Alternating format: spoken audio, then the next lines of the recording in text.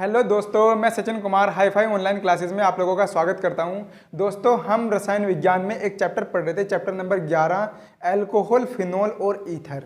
मैंने इसमें आप लोगों को बहुत सारी परिभाषाएं, जैसे अल्कोहल की परिभाषा, फिनोल की परिभाषा, ये मैं आप लोगों को अपने पहले लेक्चर में करा चुका हूँ।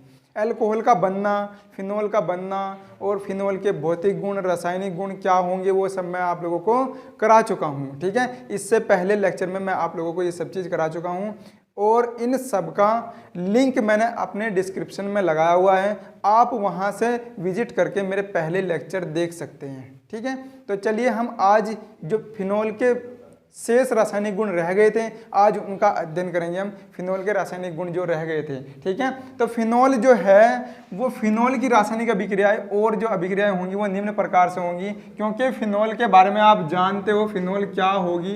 फिनोल मैंने बताया था कि एक तो हमारी क्या होगी, बेंजीन रिंग होगी और इस बेंजीन रिंग पर OH समूह लगा रहता है। कौन सा समूह लगा रहेगा भाई?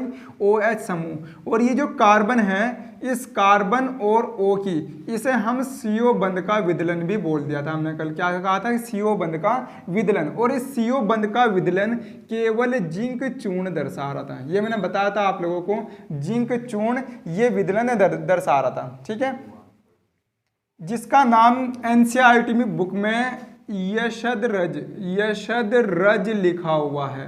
यशद रज चूर्ण लिखा हुआ है NCERT की बुक में। NCERT की बुक में ये जिंक चूर्ण आपको दिखाई नहीं देगा, वहाँ पर लिखा हुआ है यशद रज लिखा हुआ है। यशद रज से जब अभिक्रिया होगी उसे ही वही हमारी जो है वो जिंक चूर्ण की अभिक्रिया है। ठीक है, तो ये मैंने कल आप लोगों को समझा दी थी बहुत अच्छी तरीके से। आज हम जो अभिक्रियाएं पढ़ने वाले हैं वो मोस्टली इस बेंजीन रिंग के कारण जो अभिक्रियाएं होंगी वो अभिक्रियाएं हम पढ़ने वाले हैं। कौन कौन सी अभिक्रियाएं इसमें बेंजीन रिंग दर्शाएगी, फिनोल की बेंजीन रिंग कौन कौन सी अभिक्रियाएं दर्शाएगी, वो हम पढ़ने वाले। तो याद रखियो भाई दोस्तों, याद रखना इसमें कि जो फिनोल होती है क्या होगी, फिनोल।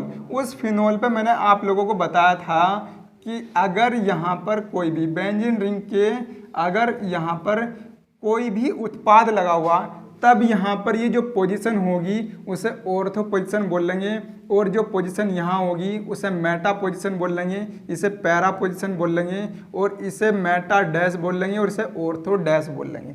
अब जो फिनोल होगी, फिनोल में मोस्टली ऑर्थो और पैरा ये दो उत्पाद बनते हैं। किसमें? फिनोल में। जब भी फिनोल की प्रतिस्थापन अभिक्रिया की मैं बात करूं, कौन सी अभिक्रिया?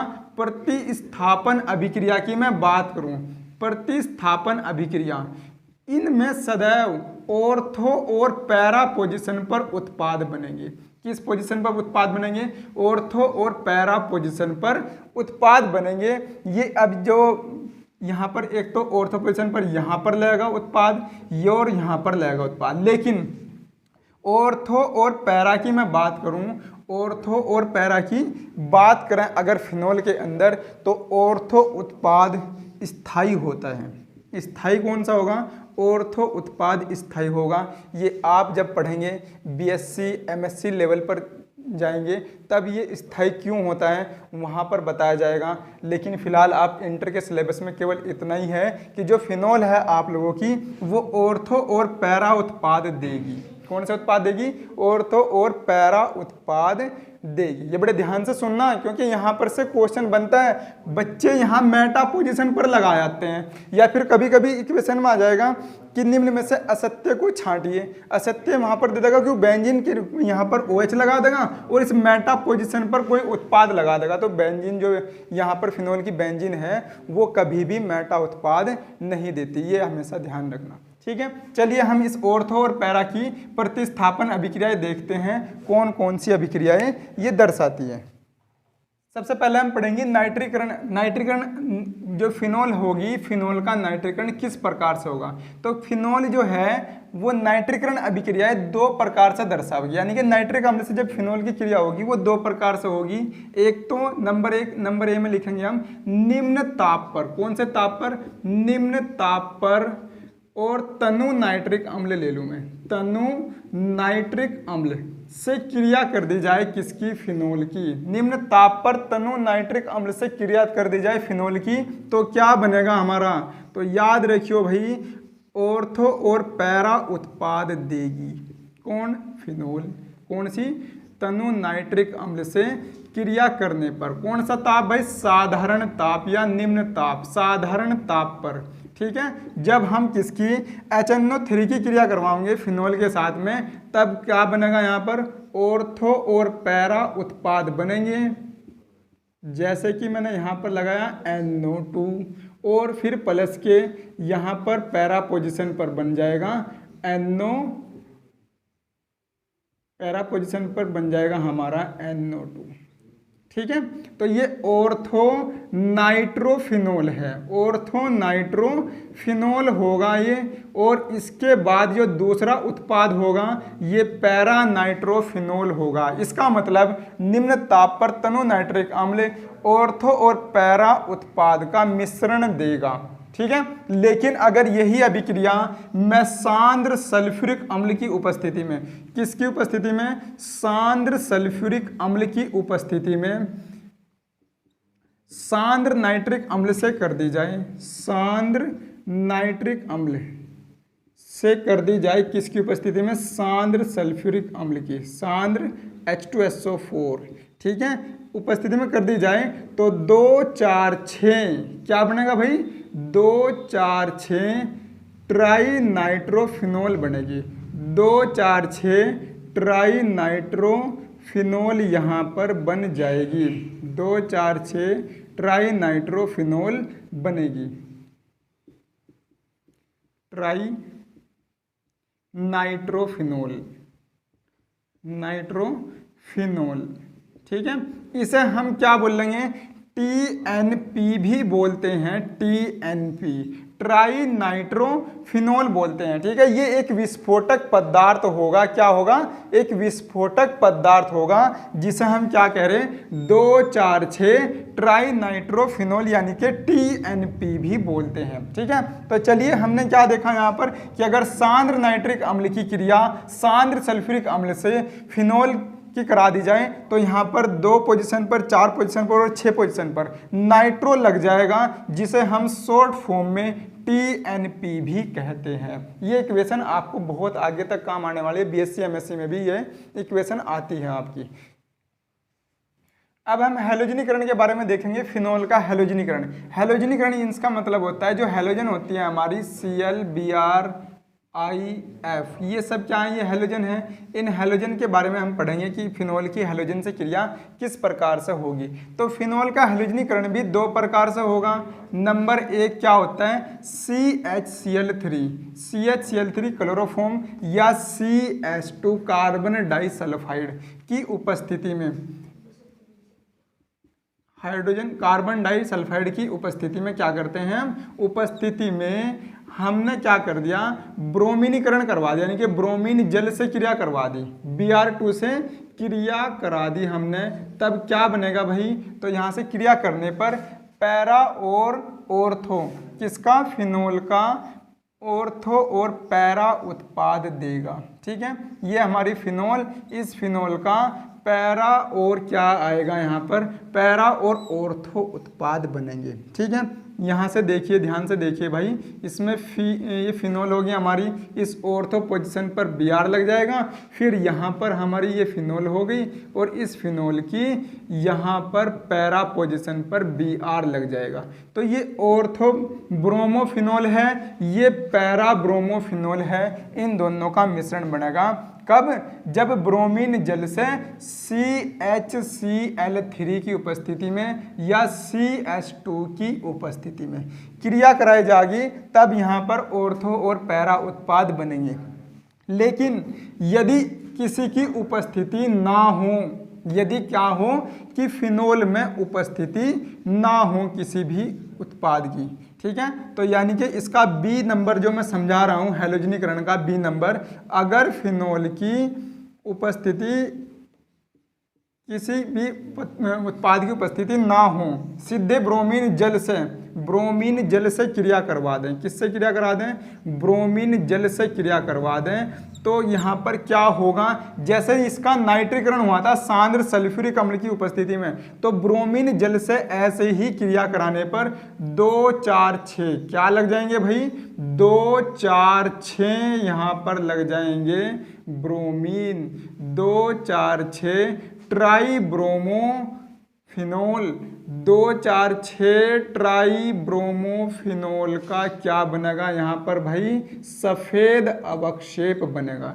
ट्राईब्रोमोफिनोल का सफेद अवक्षेप बनेगा यहाँ पर TNP बनेगा, TBP बनेगा, TBP।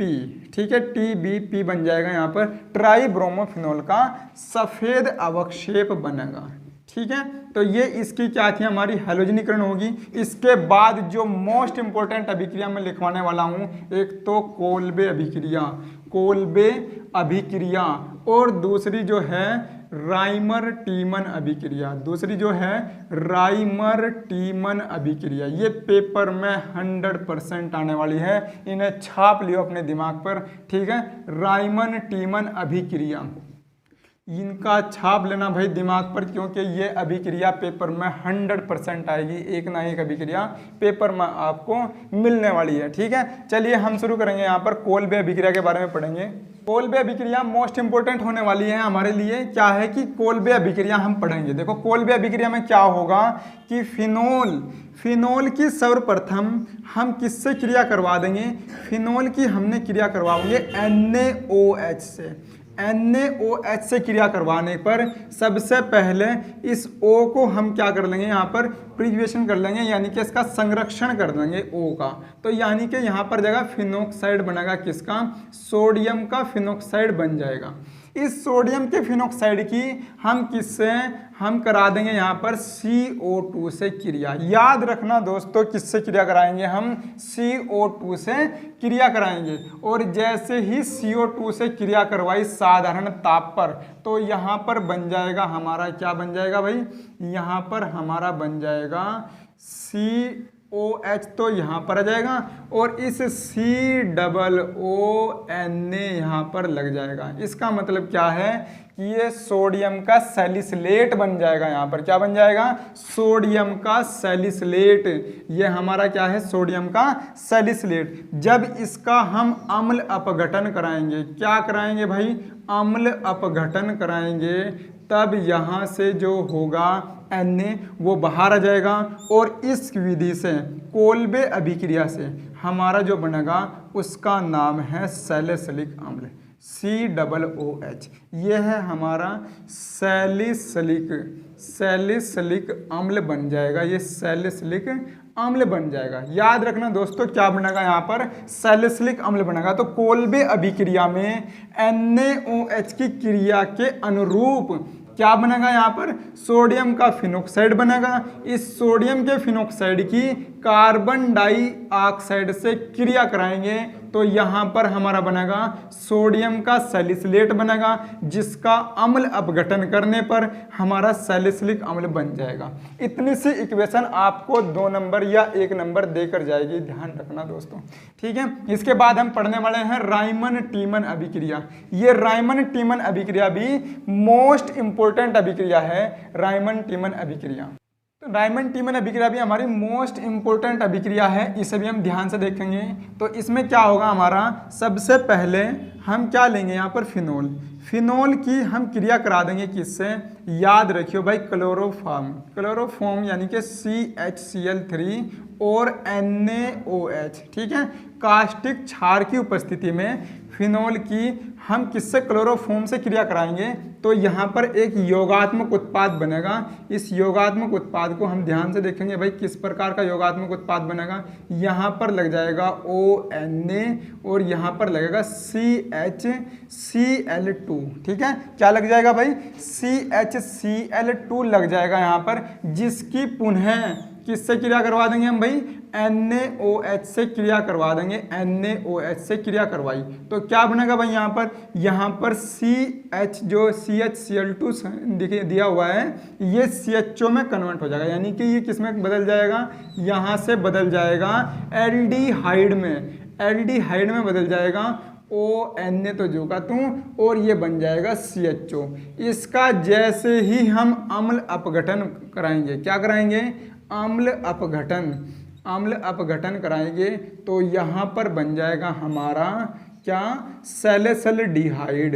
यहाँ पर क्या बन जाएगा, सैलिसिलडिहाइड बन जाएगा। इसका मतलब यहाँ पर लग जाएगा CHO समूह। ठीक है, तो इसका अम्ल अपघटन करने पर ये हमारा जो बनेगा वो बनेगा सैलिसिलडिहाइड। ये याद रखना, कोल्बे अभिक्रिया में सैलिसिलिक अम्ल बनता है, राइमन टीमन अभिक्रिया में सदैव सैलिसिलडिहाइड एल्डिहाइड का उत्पाद बनता है। याद रखिए दोनों अभिक्रियाएं मोस्ट इंपोर्टेंट हैं। क्यों, क्योंकि एक में कोल्बे अभिक्रिया में हमारा सैलिसिलिक अम्ल बन रहा है, जबकि राइमन टीमन अभिक्रिया में सैलिसिलडिहाइड बनता है। यहाँ पर क्रिया करवा रहे हैं हम किसकी, CHCl2 यानी कि क्या, क्लोरोफॉर्म की। वहां पर हमने क्रिया करवाई थी CO2 की, कार्बन डाइऑक्साइड की क्रिया करवाई थी। उम्मीद है दोनों की दोनों अभिक्रियाएं आप लोगों के समझ में आई होंगी। दोनों इंपॉर्टेंट है पेपर के पॉइंट ऑफ व्यू से। ठीक है, तो ये अभिक्रियाएं थी किसकी, फिनोल की रासायनिक गुण सिर्फ इतने ही याद करने हैं। फालतू जो किसी बुक में दे रखे हैं वो आपको बिल्कुल भी पढ़ने की ज़रूरत नहीं है। जितना मैं अपने लेक्चर में करा रहा हूँ, जितना मैं अपनी वीडियो में करा रहा हूँ, केवल इतना ही पढ़ना है। नंबर आपके 100% या 90% मैं क्रॉस करवा कर दूंगा। ठीक है, तो चलिए बने रहिए मेरे साथ में। आज के लिए तो हम इतना ही रखेंगे। कल हम जो पढ़ेंगे अपने लेक्चर में, यानी कि अपने आने वाले लेक्चर में जो आप लोगों को पढ़ाने वाला हूँ, वो एथिल अल्कोहल और मैथिल अल्कोहल, इन दो अल्कोहल का औद्योगिक निर्माण, आप औद्योगिक स्तर पर इन्हें किस प्रकार बनाएंगे, कैसे कैसे विधि लगाएंगे इसमें, क्योंकि एथिल अल्कोहल का औद्योगिक उत्पादन बहुत सारी विधियों से किया जाता है। ठीक है, तो वो हम विधि में आप लोगों को पढ़ाने वाला हूँ, किस प्रकार से आप एथिल अल्कोहल बनाएंगे। और एक याद रखिएगा कि अल्कोहल जो होती हैं उन अल्कोहल का परीक्षण आप किस प्रकार से करेंगे। आपने अल्कोहल बना दी, कौन सी प्रकार की अल्कोहल आपके पास में बनकर आई है, उसका परीक्षण आप किस प्रकार से करेंगे। पेपर में क्वेश्चन आया था, यहाँ से मैं क्वेश्चन भी बता दूं आप लोगों को, ल्यूकास अभिकर्मक क्या होता है। क्या क्वेश्चन था भाई, ल्यूकास अभिकर्मक क्या होता है, इससे अल्कोहल का वर्गीकरण आप किस प्रकार करेंगे, इसका वर्णन कीजिए। तो ये जो ल्यूकास अभिकर्मक है इसके बारे में मैं आप लोगों को अपने नेक्स्ट लेक्चर में बताऊंगा। तो वीडियो आपको कैसी लगी मुझे ज़रूर बताइएगा दोस्तों, और चैनल को लाइक कीजिए, सब्सक्राइब कीजिए, और जितना हो सकता है अपने दोस्तों में शेयर कीजिएगा। Thank you.